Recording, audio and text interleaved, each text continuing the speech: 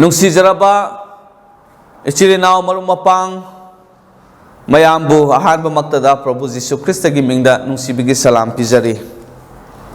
Chilinaw sing ngasi Saturday February gi tang kunnithoi 2025 numit ki ekhoina taminagadori bai sorgi wahai ase Kanagumbana Pap Tourabadi haibani. 1 John gi chapter 2 verses 1 and 2. Masina hanmuki ekhoina pamina khiba pap ki maramda Apostle John na takpi khiba adugi makha samthabani. Ishor gi wahai ekhoi pathok minasi 1 John chapter 2 verses 1 and 2. Aigi apikpa angang sa nakhoi na pap taudanaba aina nakhoida wasing asi iribani. Kanagumbana Pap Tourabadi aikhoigi damak ipagi maphamda wanom biba dharma chenba Jisu Krista lay. Mahak masamang aikhoigi pap ki damak penhanba iratpot oina. Hairiba asi aikhoi khaktagi pap ki damakta nataduna taibang pan apumbagi pap ki damak suni.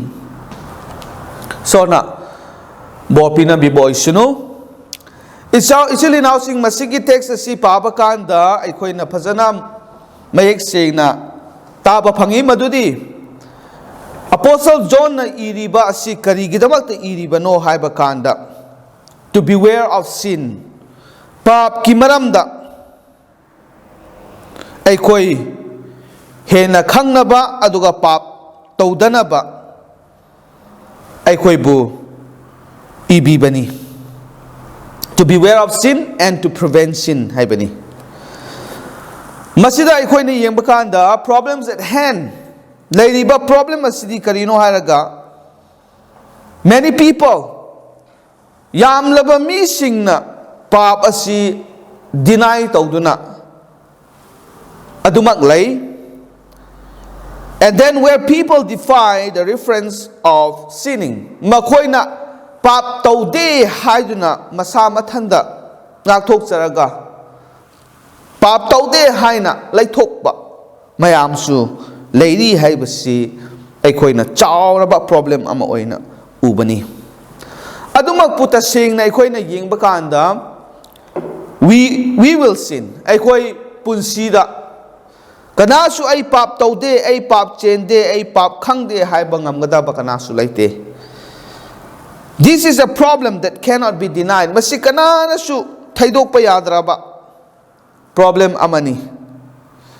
Isile now sing langay gi punsida mi khuding makna pap tawi pap cheli adu ay batarabadi hangba yaba question adudi how may we deal with sin aikoi pap se kamai na deal tawgani. Apostle John na masida ibani John refutes false answers.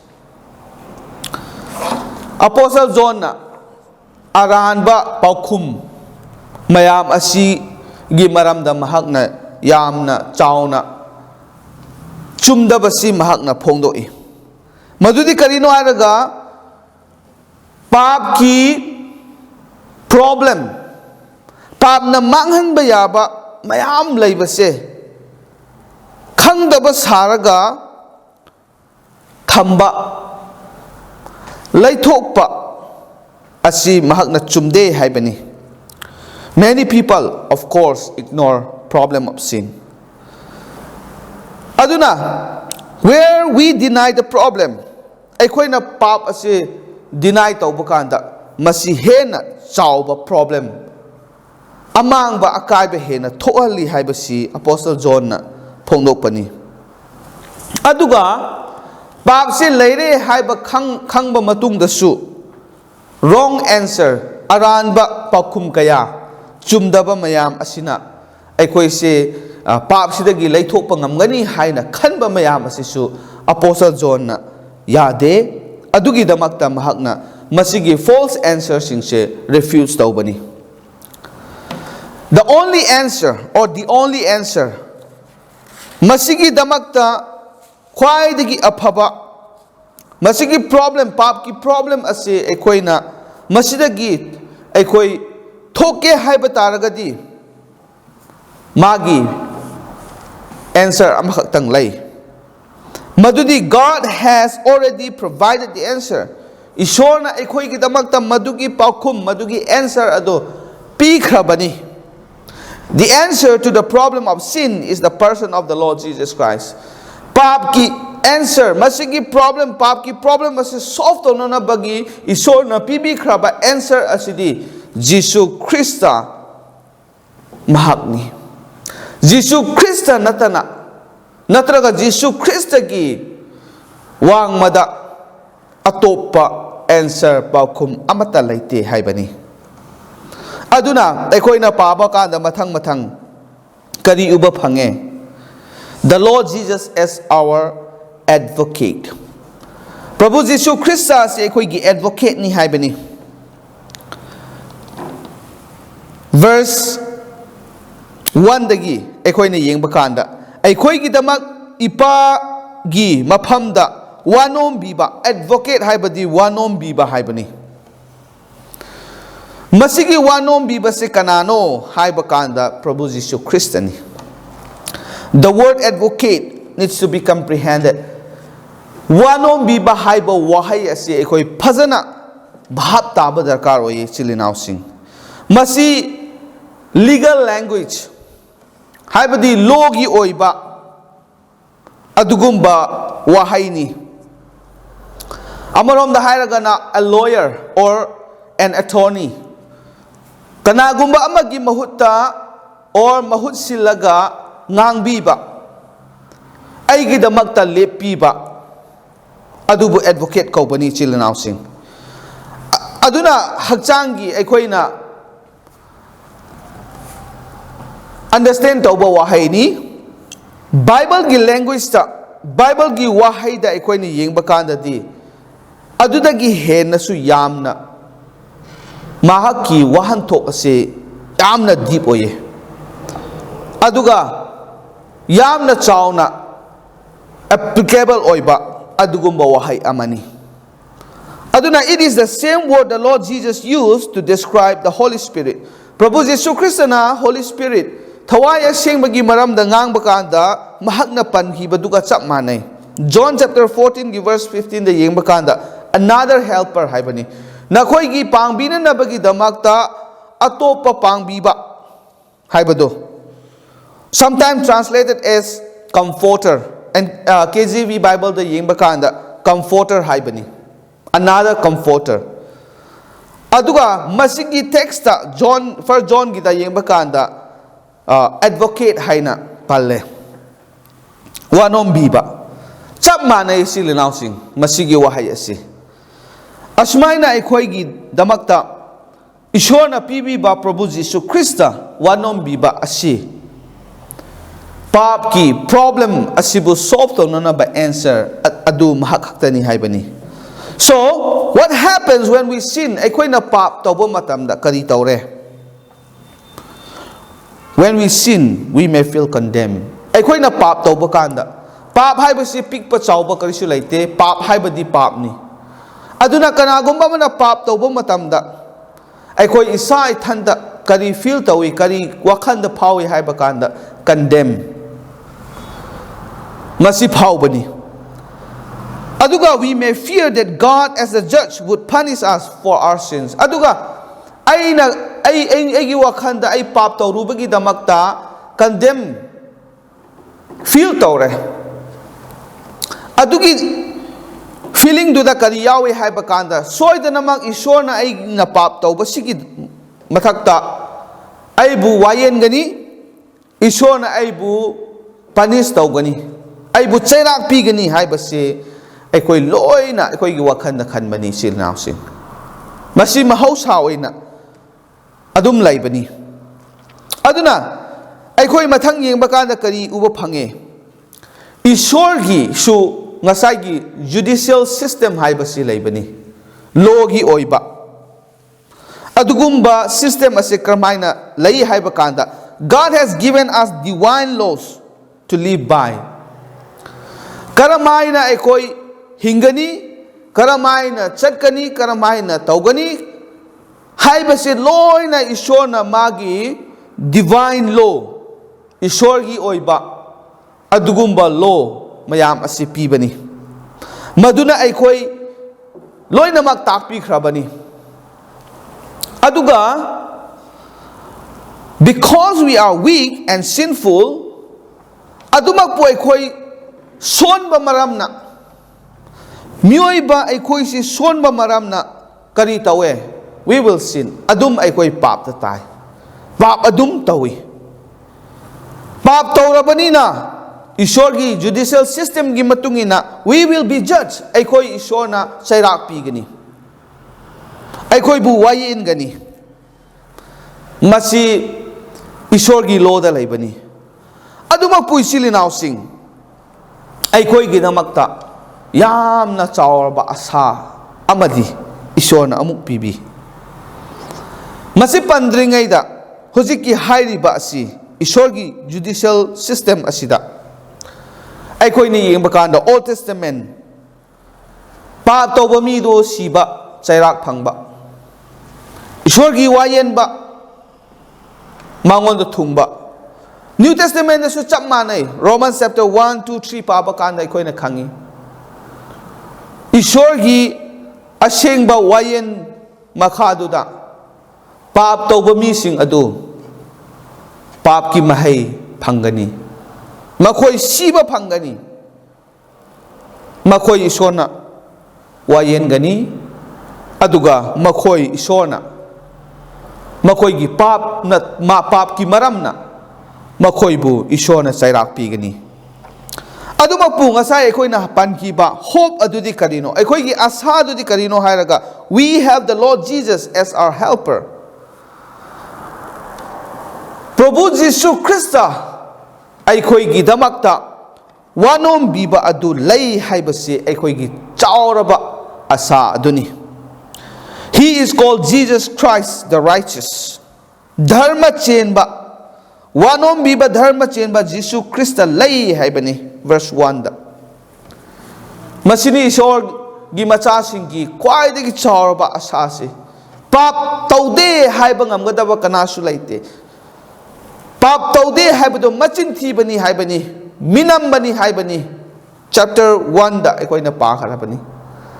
Adu oiragwadi ekoi se pap taururabadi natraga pap taurabani na hujikti ishorna ekoi se wayen batare ishorna ekoi se chairak pi batare haina ekoi khangadaba matam maktuda khallingai matam maktuda masigi asa se ekoi da laihanbani.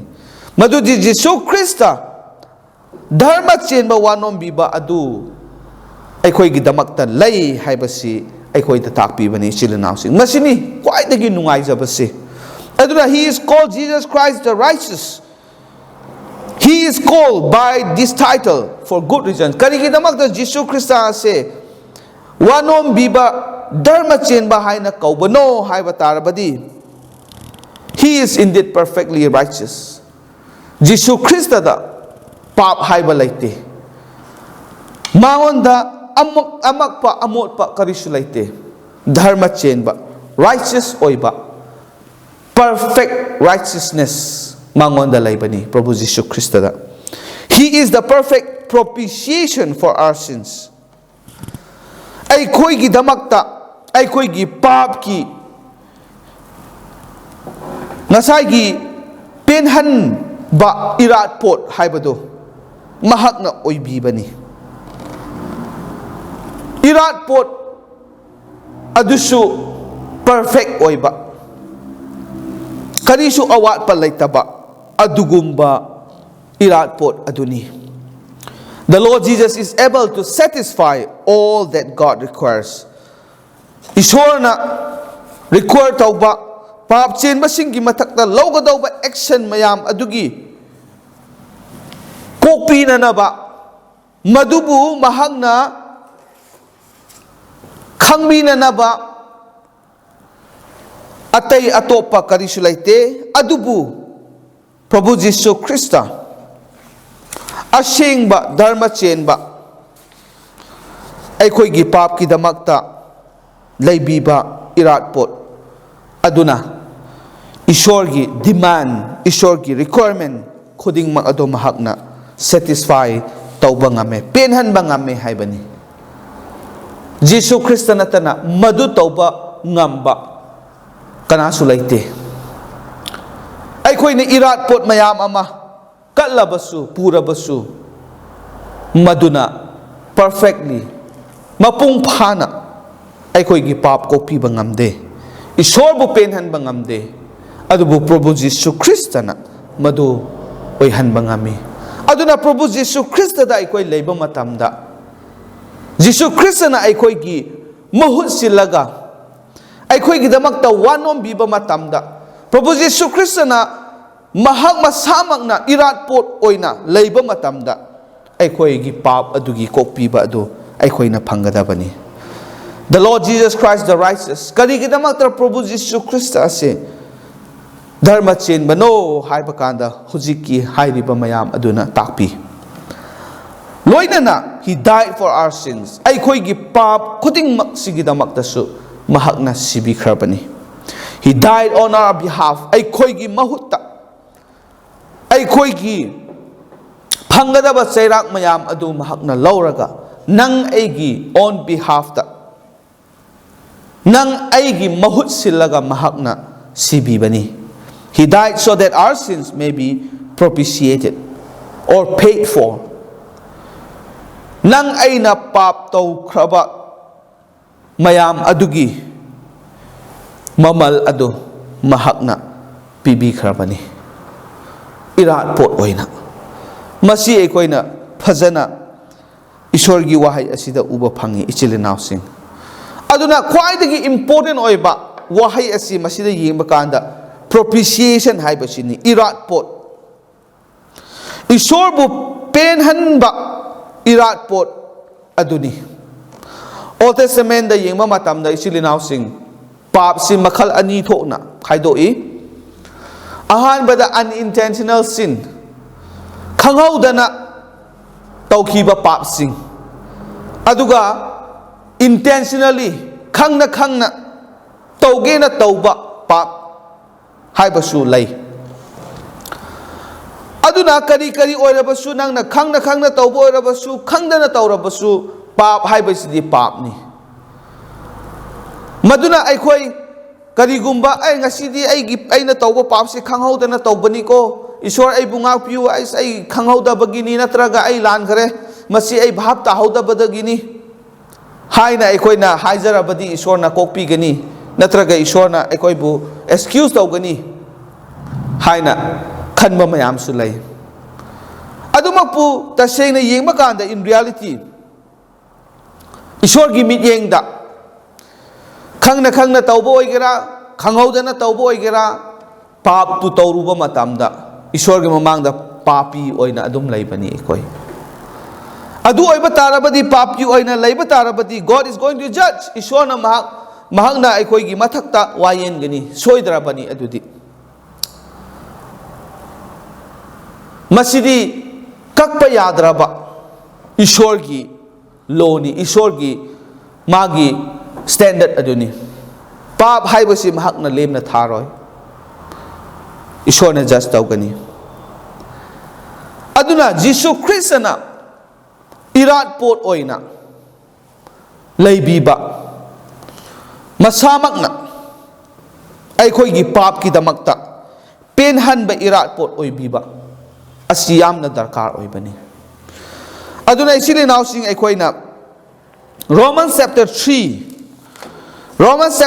verses 21 to 26 se paba kanda masigi matang da hena uba phangbani masi ay Manipuri gi Bible da pathok chage verse 21 da gi ay page adubu wayen ya thangna amasung wa takthok pa mi singi lairik ta saki pibagi matung inna haujikti wayen ya thang yaudana Ishor gi dharma chenba adu phongdok le hebani wayen ya thang ngasagi judicial law law aduda lairabani aduga takthok piba mising even prophets da yaukhrabani madudi karino pap ki atau mando punishment judge tauba isona chairak piba duni adumapu kari taure sida yengma matamda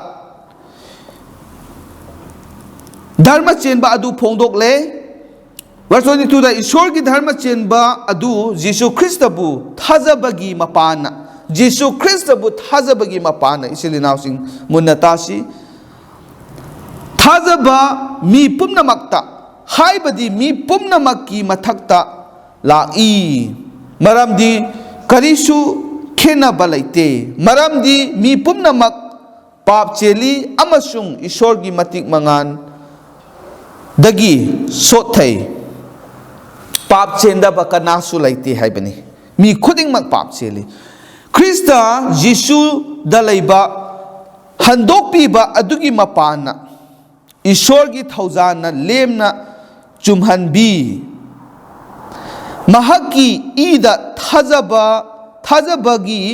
thazabadagi lakpa penhanba irat pot oina ishorna mahakpu pitokle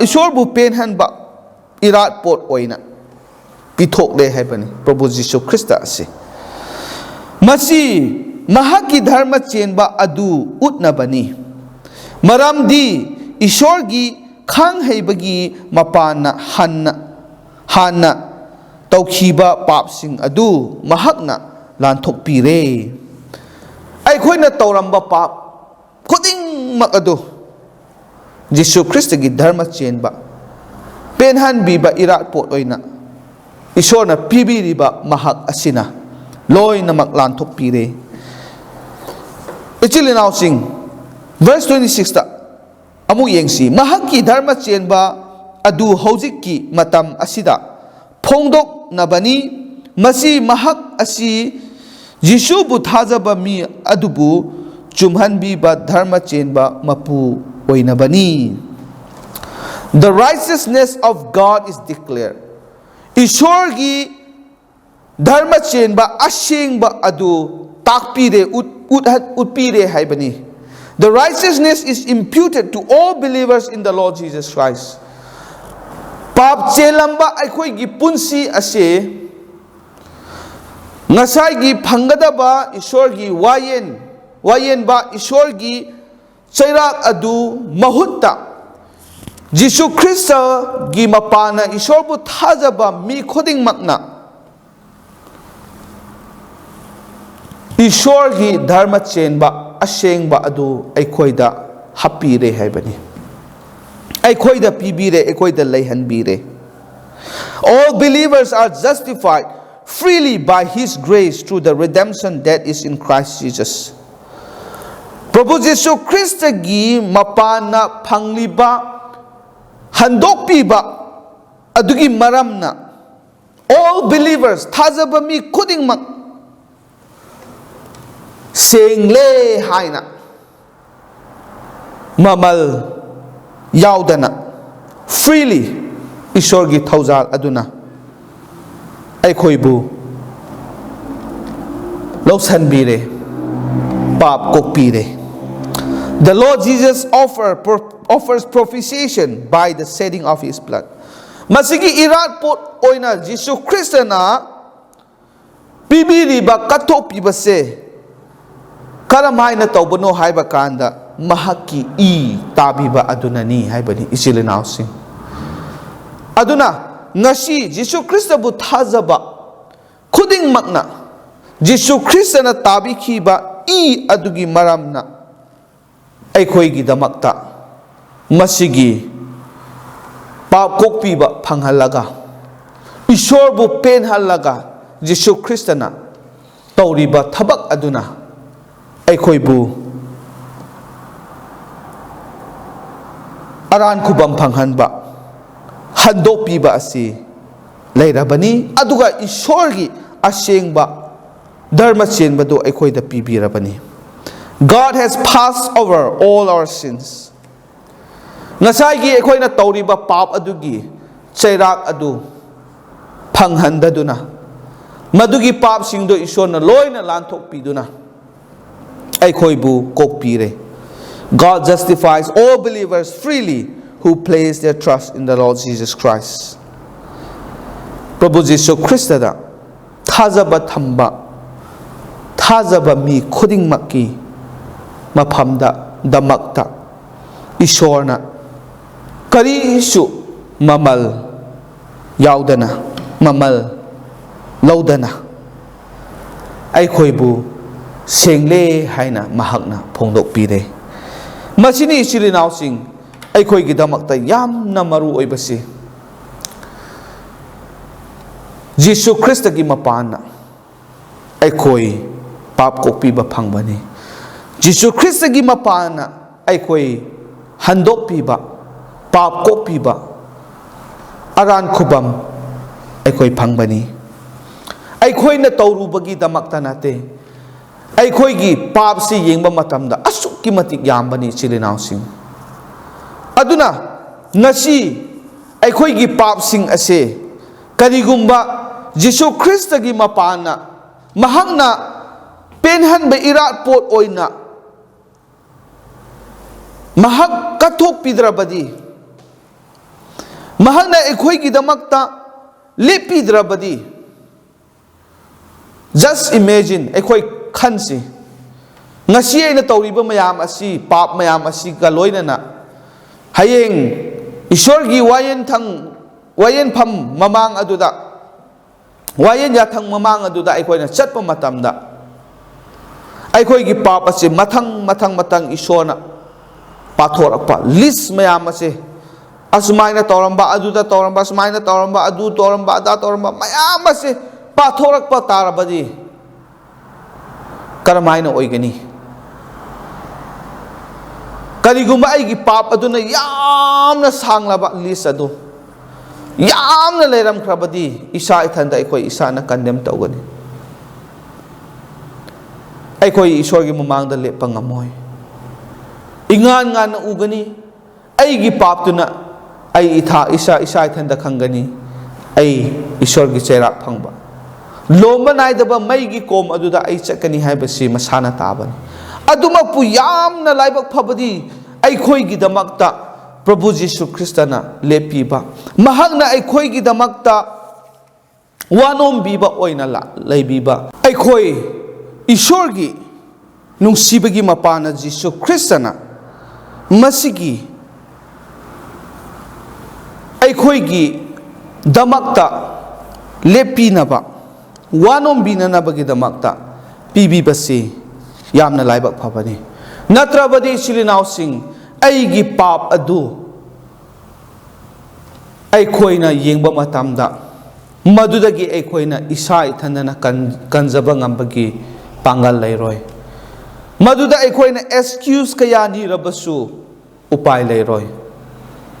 ꯑꯗꯨꯃꯛꯄꯨ ꯖꯤꯁꯨ ꯈ꯭ꯔꯤꯁꯇꯅ ꯑꯩꯈꯣꯏꯒꯤꯗꯃꯛꯇ ꯂꯩꯕꯤꯕ, ꯑꯩꯈꯣꯏꯒꯤꯗꯃꯛꯇ ꯋꯥꯅꯣꯝꯕꯤꯕ ꯐꯪꯕꯁꯦ ꯑꯩꯈꯣই ꯂꯥꯏꯕꯛ ꯐꯕꯅꯤ. ꯑꯗꯨꯅ ꯑꯩꯈꯣꯏ ꯏꯆꯤꯜ ꯏꯅꯥꯎꯁꯤꯡ ꯄꯥꯞ ꯂꯣꯠꯇꯨꯅ ꯊꯝꯒꯗꯕ ꯅꯠꯇꯦ. ꯄꯥꯞ ꯇꯧꯗꯦ ꯍꯥꯏꯗꯅ ꯑꯩꯈꯣꯏ ꯈꯪꯗꯕ ꯁꯥꯔꯒ ꯂꯩꯊꯣꯛꯀꯗꯕ ꯅꯠꯇꯦ. ꯑꯗꯨ ꯁꯔꯨꯛꯄꯨꯗꯤ ꯄ꯭ꯔꯚꯨ ꯖꯤꯁꯨ ꯈ꯭ꯔꯤꯁꯇꯗ ꯑꯩꯈꯣꯏ ꯆꯪꯖꯒꯗꯕꯅꯤ. ꯑꯩꯈꯣꯏꯒꯤꯗꯃꯛꯇ ꯂꯦꯞꯄꯤꯕ, ꯑꯩꯈꯣꯏꯒꯤ ꯋꯥꯅꯣꯝꯕꯤꯕ ꯄ꯭ꯔꯚꯨ ꯖꯤꯁꯨ ꯑꯩꯈꯣꯏꯒꯤꯗꯃꯛꯇ ꯏꯁꯣꯔꯕꯨ ꯄꯦꯟꯍꯟꯅꯕ ꯏꯔꯥꯠꯄꯣꯠ ꯑꯣꯏꯅ ꯂꯥꯛꯄꯤꯕ, ꯀꯠꯊꯣꯛꯄꯤꯈ꯭ꯔꯕ ꯃꯉꯣꯟꯗ ꯑꯩꯈꯣꯏ ꯆꯪꯖꯔꯒ ꯏꯁꯣꯔꯉꯣꯟꯗ ꯑꯩꯈꯣꯏꯒꯤ ꯄꯥꯞ ꯐꯣꯡꯗꯣꯛꯆꯔꯒ ꯍꯥꯏꯗꯣꯛꯆꯒꯗꯕꯅꯤ. ꯃꯗꯨꯗ ꯑꯩꯈꯣꯏ ꯀꯣꯛꯄꯤꯕ ꯐꯪꯒꯅꯤ. ꯏꯁꯣꯔꯅ ꯑꯩꯈꯣꯏꯒꯤ ꯄꯥꯞ ꯑꯗꯨꯒꯤ ꯃꯔꯝꯅ ꯑꯩꯈꯣꯏꯕꯨ ꯀꯟꯗꯦꯝ ꯇꯧꯔꯣꯏ. ꯏꯁꯣꯔꯅ ꯑꯩꯈꯣꯏꯕꯨ ꯂꯧꯁꯤꯟꯕꯤꯒꯅꯤ. ꯇꯥꯈ꯭ꯔꯕ ꯃꯤꯄꯨꯝ ꯈꯨꯗꯤꯡꯃꯛꯅ ꯇꯥꯈ꯭ꯔꯕ ꯃꯤꯄꯨꯝ ꯈꯨꯗꯤꯡꯃꯛꯀꯤ ꯃꯊꯛꯇ ꯏꯁꯣꯔꯅ ꯕꯣꯔ ꯄꯤꯅꯕꯤꯕ ꯑꯣꯏꯁꯅꯨ. ꯄ꯭ꯔꯊꯅꯥ ꯇꯧꯁꯤ. ꯋꯥꯡꯊꯣꯏ ꯁꯦꯡꯊꯣꯏꯔꯕ ꯑꯩꯈꯣꯏ ꯈꯨꯗꯤꯡꯃꯛꯀꯤ ꯏꯄꯥ ꯏꯁꯣꯔ ꯅꯍꯥꯛꯄꯨ ꯊꯥꯒꯠꯂꯤ. ꯉꯁꯤ ꯅꯍꯥꯛꯀꯤ ꯋꯥꯍꯩ ꯑꯁꯤꯗ ꯑꯩꯈꯣꯏꯅ ꯄꯥꯔꯒ ꯑꯩꯈꯣꯏꯒꯤꯗꯃꯛꯇ ꯖꯤꯁꯨ ꯈ꯭ꯔꯤꯁꯇꯅ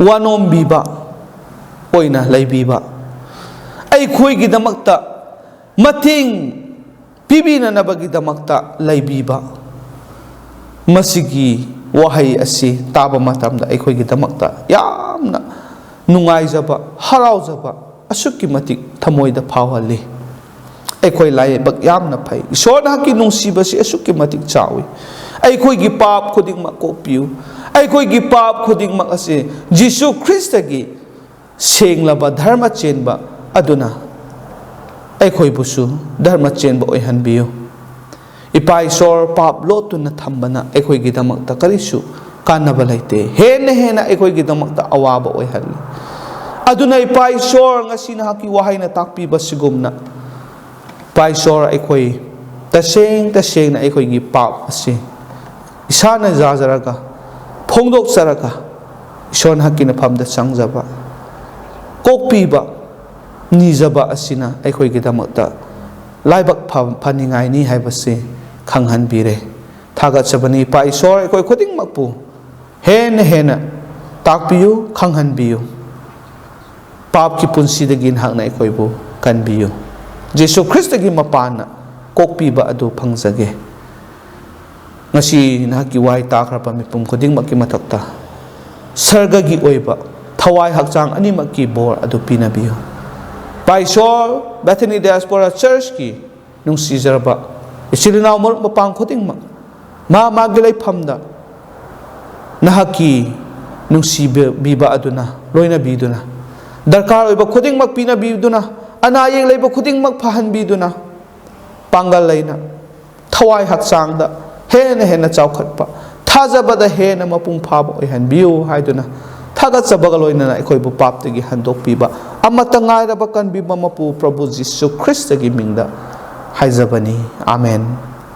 Thank you isona aikoi kuding makki mathakta hena bor pinabiba oisinu amen.